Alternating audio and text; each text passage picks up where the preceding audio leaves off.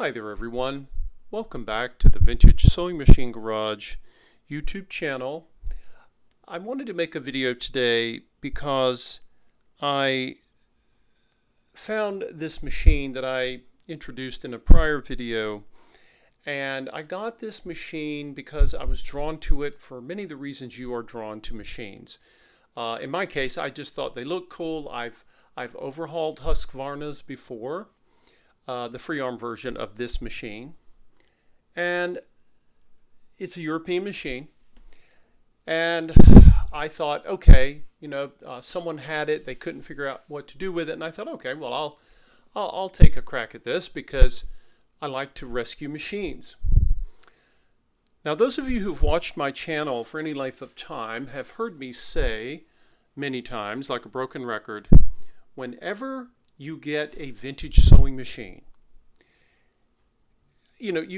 this thing is covered in filth and dust, and like most vintage machines that you find, unfortunately, they have sat for a long time, and they go, what I say, I like to describe it as they go to sleep, deep sleep. And when a machine that is designed to be maintained with all its moving parts, in this case made of steel, most of them, well, you have to be gentle because the steel can be made to move. But remember, I've said many times, if you try to force something, it can have negative consequences. And so after the last video, I think I made a video talking to you all about this machine, and I thought, okay, I'm really excited. I'm going to investigate because the person I got this from told me that she'd had trouble, she hadn't had time to deal with it, and there was a part in it she thought might be broken. I thought, okay, well, I'll take a crack at this. Why not? Because I'm drawn to these machines for whatever reason, and there's no logical reason for it. And I say this about every machine I restore.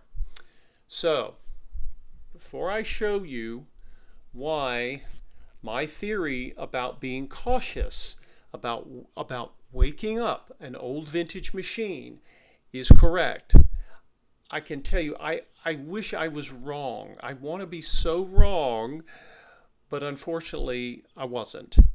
And basically you are looking at a machine that someone tried to get working, and unfortunately they never saw all of my videos where I tell people to be careful, and I didn't know this, and the prior owner didn't know it either.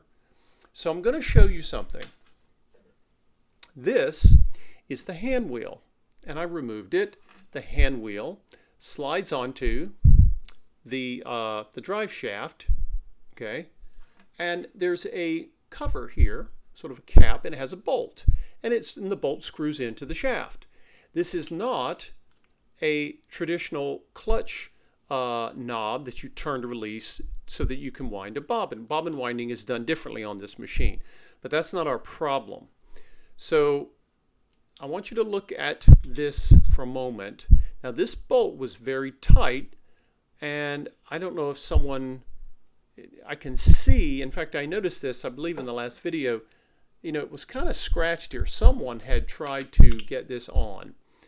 And I don't know if it was the prior owner that did this, but this is one of the clues. So I'm going to have you guys come along with me, and let's see, what was it that wasn't working so well. So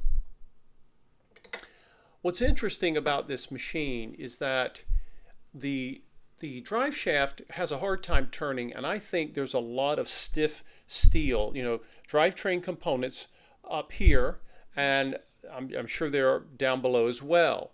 This right here is actually the motor on this machine. They mounted it underneath, but that's not our problem either. So I'm going to show you the inner part of this hand wheel. Now, the hand wheel itself is a hard plastic. You're like, okay, but the hand wheel's not broken. I don't even see any cracks. That's okay. And formed into this hand wheel is a plastic gear. And I'm looking, I don't see any cracks. Okay, that's good. Because the biggest issue you can have with plastic is either if it's overstressed over time, plastic does degrade over time. But I have noticed that one of the biggest concerns about the plastic isn't just that. When a machine sits idle, and I believe this machine sat for decades with no use, and I don't know where it was stored, but I can tell you that the metal components, now these knobs were turned, have actually turned, not this one obviously, this is the feed dog lowering knob, it's always frozen, and that can be unfrozen, that's not the problem. So, the stitch width indicator, I've got the movement here on the needle bar, right? And I've even, of course, my needle position works beautifully, and the stitch length control works smoothly. So, and now what does that tell me? That tells me that the metal that is behind these pieces is happy. But remember, this machine it looks like a straight stitch machine, but it's not. Well, actually, that was a silly thing to say. Obviously, we've got stitch width, so we know it does zigzag. Well, this machine has more complex components than you might think, and I'll show you in a moment. But before I turn the machine around, because I think I have discovered that this machine has a fatal flaw, I want you to look at the center of this wheel, and you see the gear is fine, and notice the center. Notice the shape of it, okay? It's like a cross. It's got 4 recessed areas. Put it there and you can see it a little bit better. And so, I've got 2 theories as to what's wrong with this machine, and neither one of them are great. So let's turn around the machine, and I'm going to show you what I think has happened. Yes, you do see plastic. Now, before we go here, I'm going to go back and remind all of you that in the last video, I showed that there was a gear once I took the there was a cam here, which is fine. There's a cam that I took off, and you could see it more easily. If I zoom in, I thought, oh no, maybe this is what was wrong. You guys see that right back there? Where's my, come here, pointer. Right there, guys. Right, you see that right there? It's kind of shiny. That is a white plastic gear. But I've inspected it. That gear is fine. But I knew that, looking at the machine from this side, you can see the light coming right through it.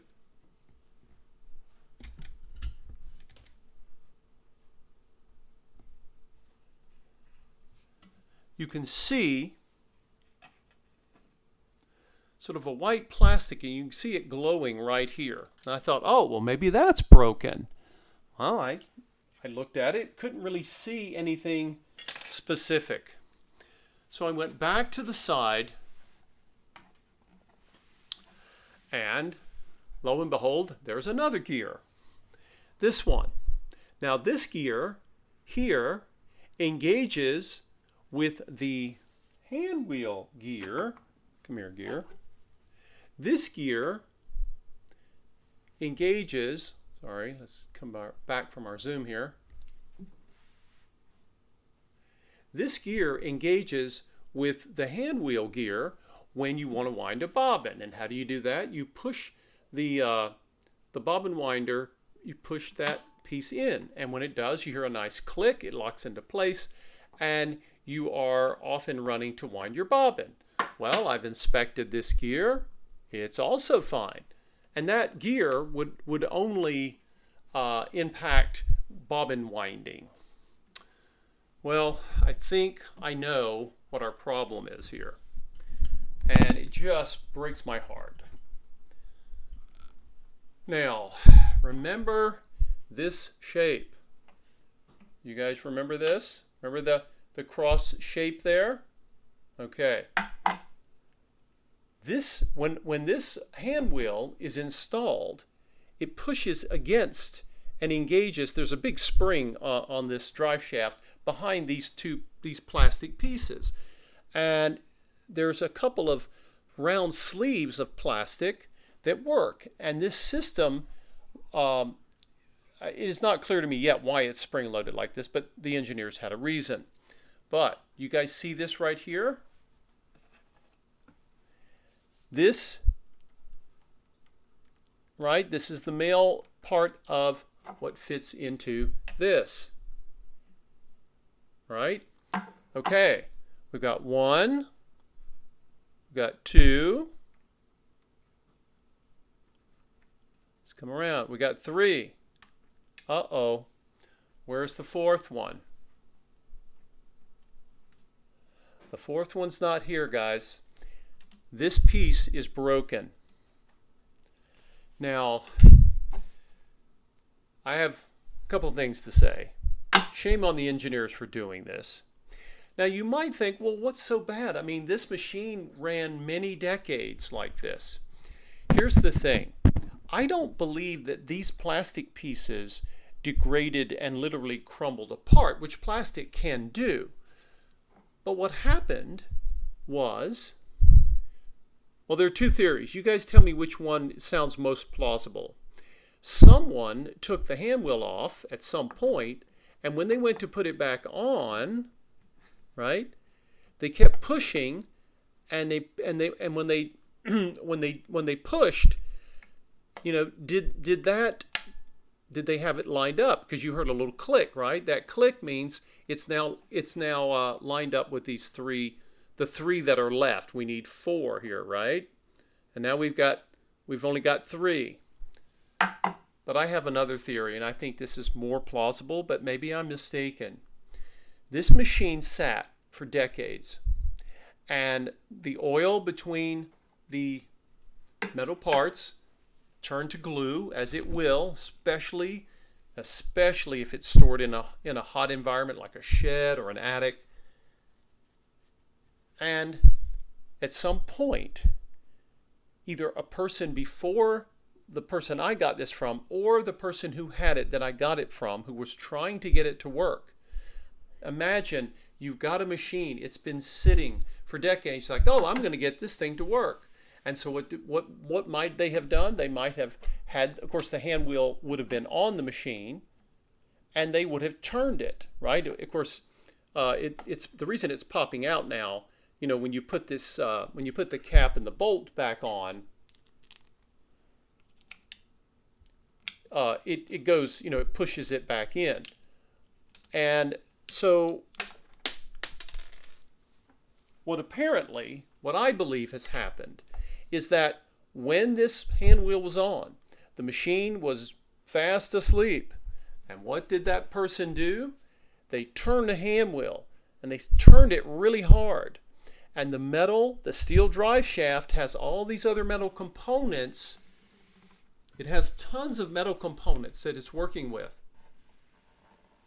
And they didn't break the gear on the bobbin winder. They didn't break this gear, but they smacked, or they broke off a part of this machine that it needs.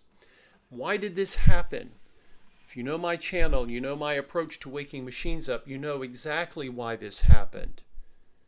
It's not just because it was made of plastic, the part that broke. It's because someone took a plastic part and turned it. Even if this hand wheel had been made of steel, the part that it's interacting with, that it fits on there like a puzzle piece, when you turn it, you're asking that plastic to move with the hand wheel, that white piece that's now broken. But of course, it's attached to steel, and the steel did not want to move because it wasn't ready to wake up yet, because it had not been gently, you know, coaxed and cleaned and oiled and heated and moved without moving the plastic. And so now I have a machine that at the moment is completely worthless, other than a objet d'art, as the French might say. So, what do you think, everyone? What do you think I should do? I don't have the heart to salvage this machine, in part because I've never seen one. I don't know how many of them are out there. And I've had actually, I've seen more of the Model 21s. They're often called Model C21 or E21s, and those are the free arm version of this machine, the same era, the same similar styling. And those machines have a different motor setup and they have a different hand wheel. So those machines do not have donor parts, at least not for the part that's broken here. Now, strangely, miraculously, I actually found a service manual. And it says Husqvarna Welpen Fabriks Aktiebolag Husqvarna Sweden. Sorry, folks in Sweden, I did the best I could. Service manual for sewing machine class 21, 51, 71, and 7. Well, the 21 I'm familiar with because I've overhauled without the service manual. The 51 is the one you see right here on my table. And you know, almost all of the instructions in this service manual are for the 21. And there's, you know, they pay lip service to the 51, but they really don't. I mean, actually, they don't even tell you how to remove the motor, which I find strange because this is a different motor setup than the 21. But this would not be the first time that I had a new machine that I've had to explore and try to figure out how to restore it, and I have. It would be so much better to have the service manual, but we don't always have that. You know, it's not like a Singer, which you can get service manuals almost for every one of them. But this is really, I suppose, eventually it was going to happen. You know, the last time I had a machine that had a cracked gear was a Bernina. And it took me 3 weeks of blood, toil, sweat, and tears, and I got it overhauled. But I could get a replacement part because there was a little more information, and many of those gears on the Berninas had cracked. But the Berninas, there was such a demand for them, someone in China started reproducing those gears, and they apparently work fine. But I don't know, folks, where am I gonna get this piece? Where do you get something like this? I don't know, but I'm not going to part this out. I may never see another one to use the parts, and I don't have a catalog and online parts selling. I'm not involved with that. Any parts that I salvage, I hold on to use on my own workbench. So if any of you have any idea where I might possibly find one of these, and if I can't find this part, is there another one of these that I could find as a donor? Now, that's kind of an interesting question, isn't it? Because if I find a donor machine and it has this part and this part is okay, that's great. I could just do like an organ transplant and replace it. But what if that machine's in great shape? Wouldn't I just use that machine?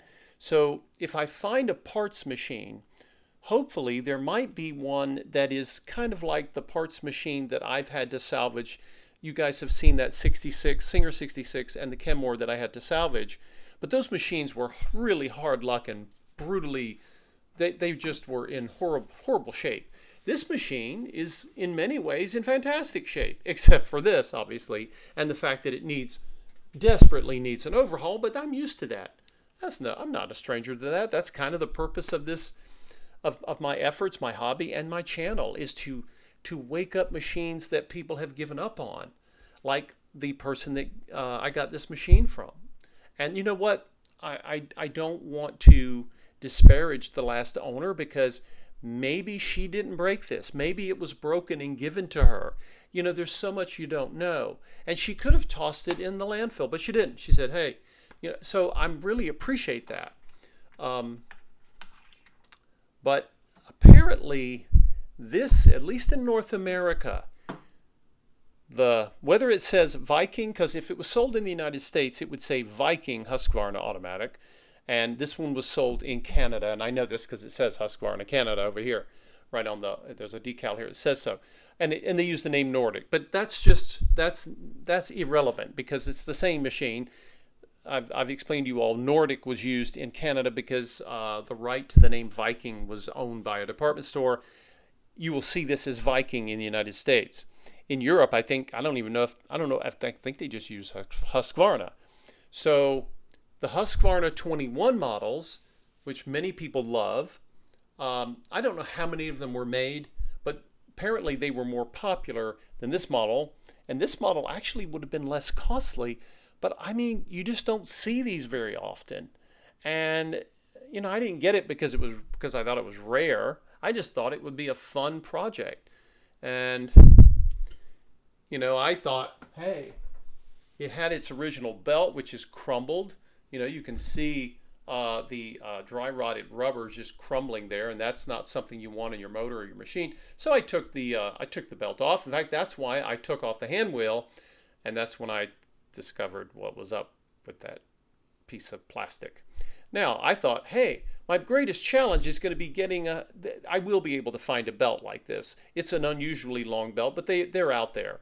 So I thought, okay, well, that'll be an inconvenience, but what? I had no idea about inconvenience. Now, is there a possibility? I don't know. Is it possible that this machine, once all of the steel that's all sticky and stuck and lazy and not lazy, it's tired and asleep, once I wake up that steel, should I do that? Should I go through the machine, get all of the steel moving? And I'll have to do it not with the hand wheel. I'll have to do it, you know, by somehow manipulating the drive shaft, if I can do that, if that's even possible. And I put the hand wheel back on. Will it work with 3 of these notches or slots or whatever you want to call them? Will it work with 3 out of 4? I don't know. I was really looking forward to this. And I made this video for all of you, not just to inform you about what's going on with the machines, because many of my viewers love to follow along and see how a machine's making out. Is it getting woken up and how is it working? But I wanted to sort of mention to you those 2 things. I'm reiterating something I say very often. Never, ever force anything on a machine even if the machine is not asleep, like this one is fast asleep. At least parts of it are, and obviously the knobs were on the front were not. They were not a problem.